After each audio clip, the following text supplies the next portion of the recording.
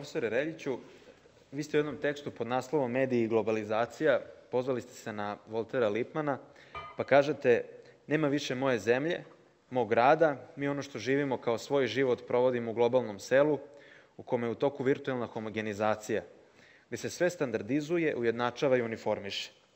Imamo li mi svoju zemlju, svoj grad? I kakva je uloga medija u tome? Na koji način mediji, kao jedan od pratećih činilaca globalizacije, utiču na srpski identitet? Da, to je malo post-Lipmansko. To ima u tom tekstu, ali Lipman nije bio u globalnom pokretu. On je između, njegova knjiga je 20. godina izdata.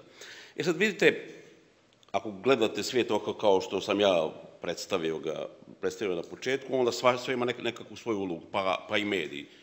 Mediji su, Lipman jeste prvi koji je u stvari dezavuisao tu ideju da mediji mogu da služe oplemenjivanju tih ljudskih stvari. On je prvi koji je najavio da je to u stvari jedno oružje onih koji kontrolišu to. I to naravno na dva načina. Oni koji rade tu, a važniji su oni koji su vlasnici to. Mislim, to Lipman je inače bio čovjek, da bi vam objasnio u kakvoj smo mi iluziji živjeli o toj demokratičnosti medija i toga i kako se oni, kad je to trebalo, pretvarali u golo oružje te države. Lipman je bio u grupi, da se zvalo Krilova komisija, koju je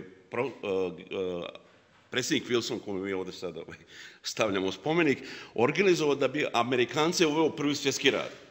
Jer oni su postali velika sila, da bi postao važan u svijetu, moraš učestvovati u tom ratu. I onda su, kao što znate, oni su ušli 1917. godine i napravili su jednu veliku kampanju u kojoj su učestvovali svi njihovi slobodni mediji, ne dovodeći u pitanje, pošto je narod bio protiv toga. Oni su, dakle, svi bili u istom frontu i uveli su svoju državu u rat. I sad imate, to sredstvo se vremenom razvijalo.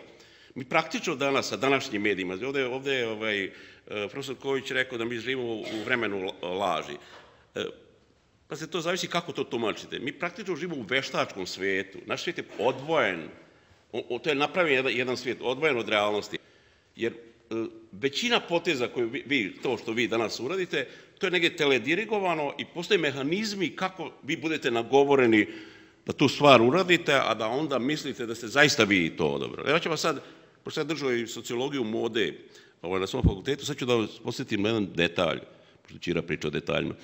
Pazite, ko bi normalan, pri zdravoj svijesti, a da ne živi izvan realnosti, u sred zime uzeo poderane farmerke i oblačio? Da li možete zaviti zdrav razum koji bi sad došao i kao ajde da uzmem poderane farmerke? Međutim, kad vi pripadate jednom svijetu u kome se vi oblačite ne onako kako je to vama najudobnije, ne onako kako je to najbliže vašoj potrebi, nego vi ste dio jednog ogromnog, jednog polja izmišljenih potreba iza koje stoji nekoliko industrija. Jedna je industrija odjeće, a druga je industrija svijesti. Razumijete, iza najveće dostignuće tog liberalnog kapitalizma u toj njegovoj poslednjoj fazi je u stvari industrija svijesti, kontrola svijesti. To je u stvari krajnji cilj toga i oni su to praktično u dosta velikoj meri postigli. Naravno, pošto mi ipak, bez obzira kakve oni nama naprave veštačke svijetove, na kraju morate da jedete i da se grijete. Nekako morate da obezbedite te stvari. Onda ako ostajete stalno u tom svijetu, onda se suočite sa realnošću, pa onda to ne može vječno trajati. Posjećam vas da je, kad je Rim bio u jednom sličnom stanju raspadanja unutrašnjeg stanja, oni su da nudili hleba i igara. Ovi danas samo nude igre. A gledano politički, kako je stanje sad u demokratiji, koja je moć tog hipnokratskog stanja, ti koji vladaju, mi smo pred fazom uvođenja konja u parlament. Dakle, sve je urađeno. Mi smo država, evo sad ću vas posjetiti, mislim, kako se demokratija definiše kao vladavina naroda i ne znam kako narod glasa, narod kontroliše, narod tako, mediji su nešto. Pa mi imamo osobu koja ima najveće ingerencije u našoj vlasti, koja nije izabrana nikad ni na jednim izborima ni u mjesnoj zajednici.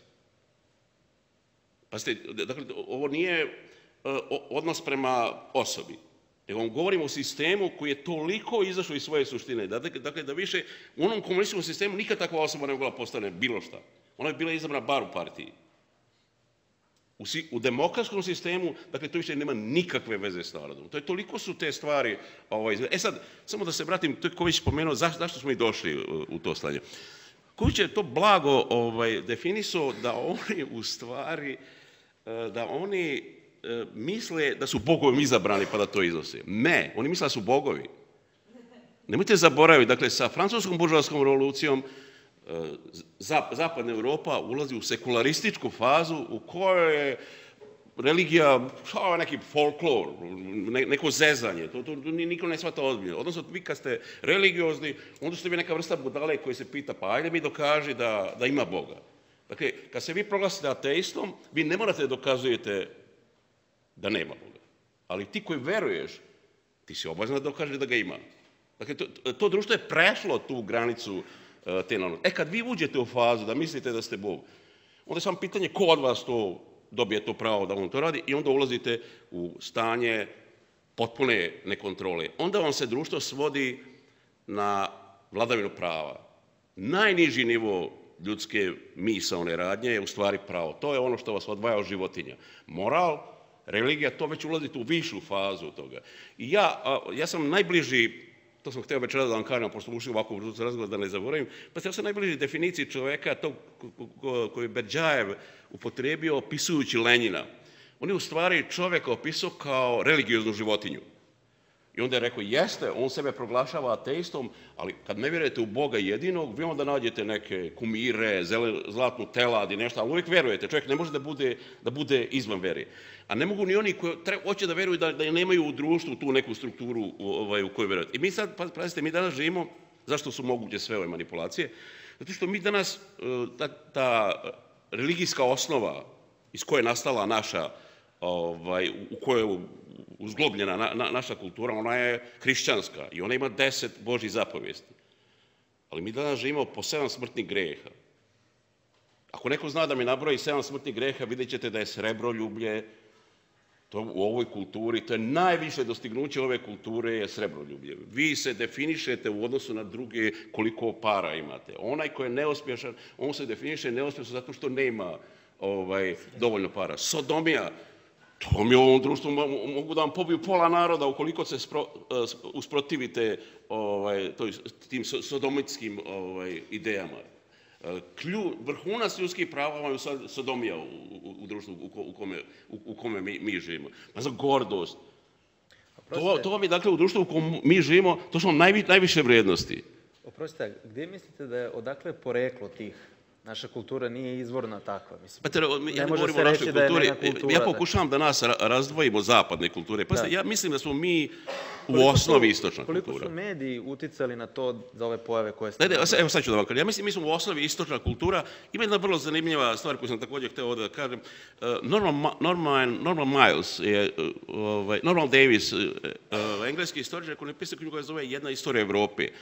Govori o kraju srednjeg vijeka, dakle on ga ne zove mračni srednji vijek, je o kraju srednjeg vijeka i kad se raspada ta sva srednjovjekovna struktura na čitavom kontinentu, on kaže da postoje samo praktično 4 države koje imaju neku vrstu, ono što je posle nastalo u kapitalizmu, neke nacionalne strukture, da imate neki narod koji ima neku zajedničku tačku okupljanja, koja ima neku vrstu narodnog javnog mnijenja, koji može da sebe smatra nekom grupom koja je, kako reku, ujedinjena oko nečega. I on navodi Portugal, Dansku, Srbiju i Bugarsku.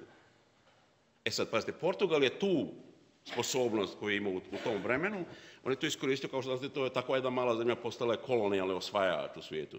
Mi smo imali tu sreću da budemo okupirani od jedne velike imperije, ali ta naša sposobnost da budemo to što smo uspostavili to krajem srednjeg vijeka, ona nas je spasila u tom vremenu. Mi smo zato opstali.